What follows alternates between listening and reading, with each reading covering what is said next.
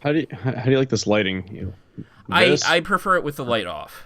Okay, yeah, because I look little yellow there, a little Yeah, jaundice. I really am starting to lean towards more white lighting, and maybe Hmm. that's kind of like a weaning process of like, so a lot of homes have yellow lighting, Right. and you see white light and it's just a bit off-putting to the eyes, but I think the more I do film It and just recording, looks better, yeah. yeah, it really does. So I might actually be putting in white lights in the overhead lights as well. Hmm.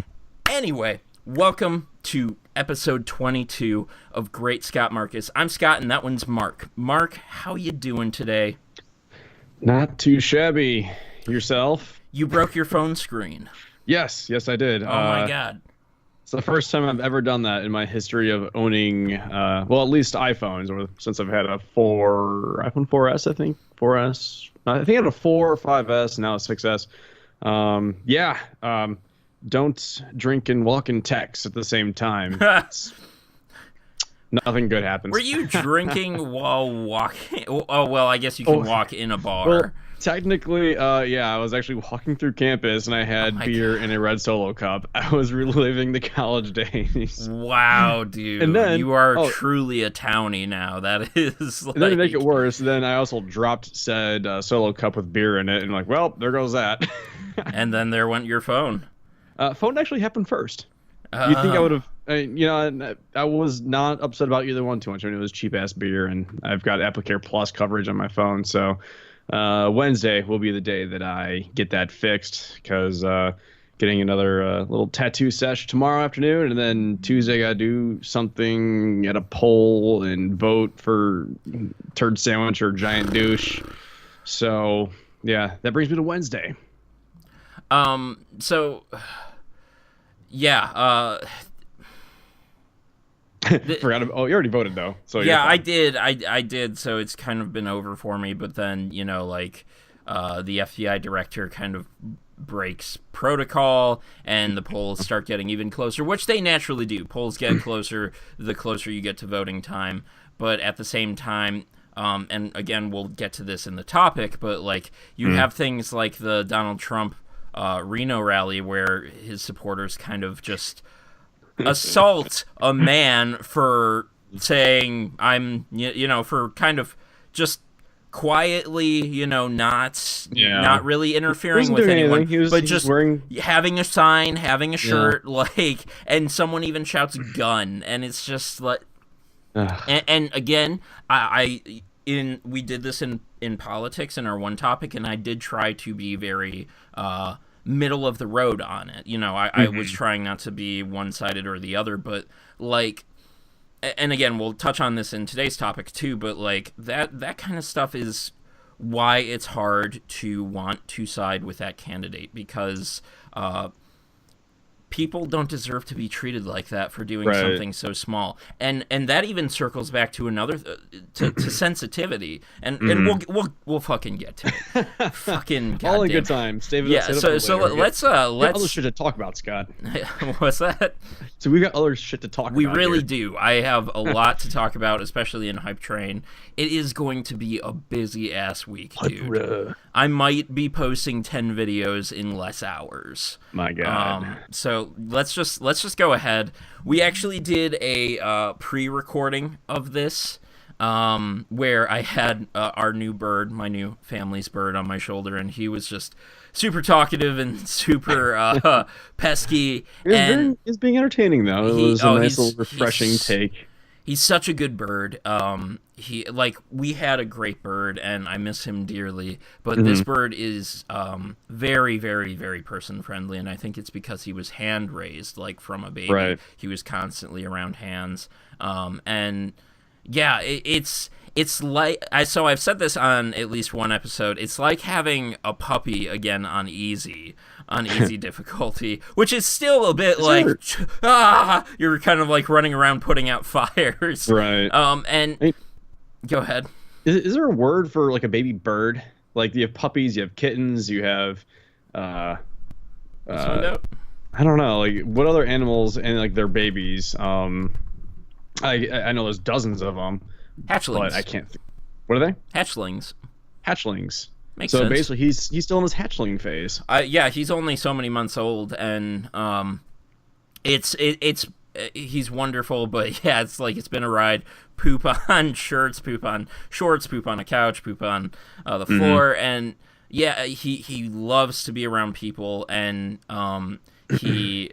Like a dog will with its paw, like just kind of want to be held, like you hold a dog's paw. Like he does that where he just reaches out and just wants to hold your hand, and he's adorable. And I can kind of like make this connotation because my parents and I have babysit my sister and my brother's dog a few times as they've been growing up, and each of those times it's just like, fuck, you forget how fucking it's a lot of time. Difficult it can be to have a puppy, to have any animal really. And yeah, let's talk about pets, Mark. Yeah, I mean, I love animals. Like I mean, I'm an all type of animal person too. It's not like someone have a pet of a certain sort. I'm like, oh, I hate those. Like some people hate cats, some people hate dogs, some people hate birds.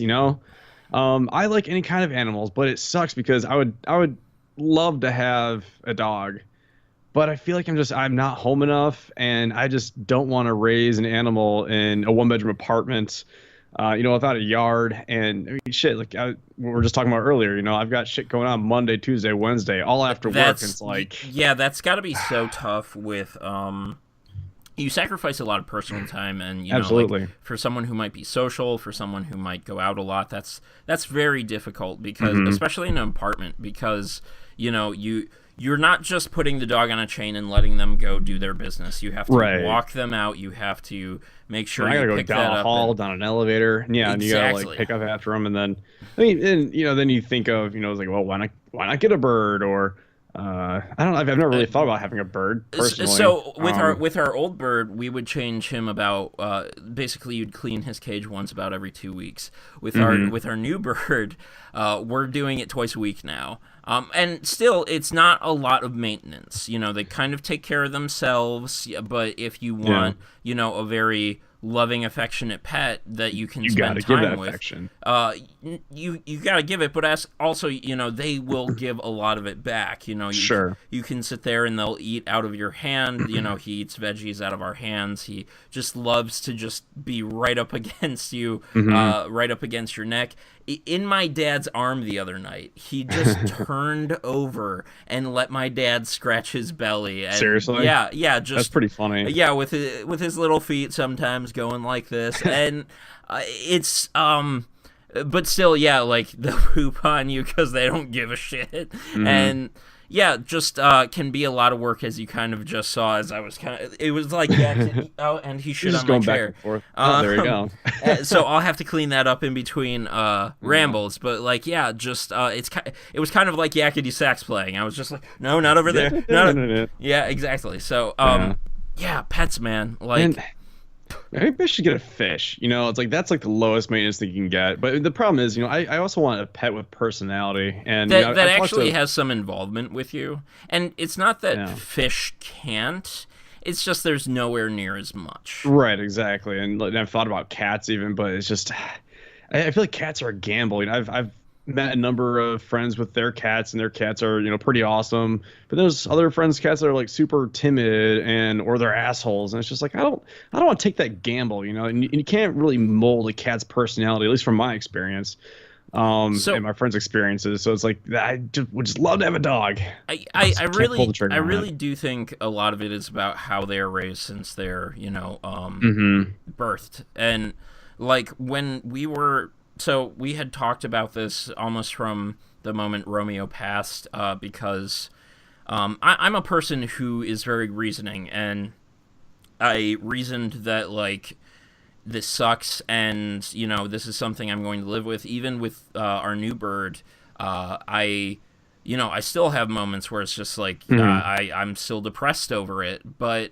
having... Our new bird does, help with that because of Romeo, we are giving more love to Louis, and sure, it's so like the so there was a lot I wanted to unpack here, so like I feel like a lot of it has to do with how they're raised, and Hmm.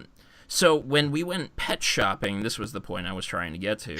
When my parents started looking, it was very important to me that the bird was happy interacting with all of Right. us, because my dad accidentally sat on Romeo the one time. Oh, He hopped down onto his chair, but of course, yeah. my dad didn't look before he sat, and he felt Oh, something. He's Jesus. like, "Oh!" And the bird's there, and he's flapping his Like wings, the fuck was that? and then another time, my dad put his morning pills on the table, and the Oh bird boy. would often come out on the table on weekends, and so the bird picks it up in its mouth, and he's chasing the bird around as it's flying, and he grabs him and he shakes him. So, reasonably, our original bird didn't love my dad, and we tried to get him through that, but of course, Yeah. like 2 steps forward, 1 step back. And so again, it was very important to me that this whatever bird we found would be very happy interacting with all three of us. And at first we saw these conures that were happy to interact with all three of us, and then we went to the specialty shop, and then we found a breeder, and it was like a drug deal. In the middle of the night, 2 cars pull up in like a dark parking lot, and she, Got the stuff. yeah, pretty much. you got And gas. she's just like, "Get in the back of my car." And she didn't talk like that. She was very sweet, a very, like It rural, wasn't like a very unmarked rural white accent. van, was it? No, but like she had a very rural accent, and she had the bird in the car, and she brought him out, and he was just immediately just like on all of our fingers, just sitting there, That's fun. wanted to climb up our shoulders. He actually made a nest in my mom's scarf, was just chilling, and yeah, like you think can it's- almost immediately tell. It is, I feel like, the point when you find the right one. Yeah, and I feel like a lot of these instances when you do, get a pet, that often the pet chooses you more than, or at least that's the way it should be. My parents, the past 2 dogs that they've had, Millie, who had passed away, it's probably 2009 or so. We That got was her just from a before I shelter. met you. We met in 2010. Yeah, I mean, I was in architecture school. I don't. Who was I dating? No, I was on Chittenden then. Except I remember, like, when my mom called me and told me that Millie had passed away. Who I called, and it was my ex Brit, the one that lived in Michigan. Probably so too many I was down in details. Chittenden because she came down there one time. Anyways, Try to but- spare some of the details. Oh, I can get into some details. Don't. Anyways, Jesus. where's I going with that? Oh yeah, so my parents got Millie from a shelter, and like when we were at the Humane Society and going up and down, all the I don't know, cages that the dogs are in, she was just very like friendly, wanted to like lick us, and like was pawing at the gate, but, like wanted that attention. So we picked her up, and then similarly, when my parents got their second dog, Bella, whom I call Turd,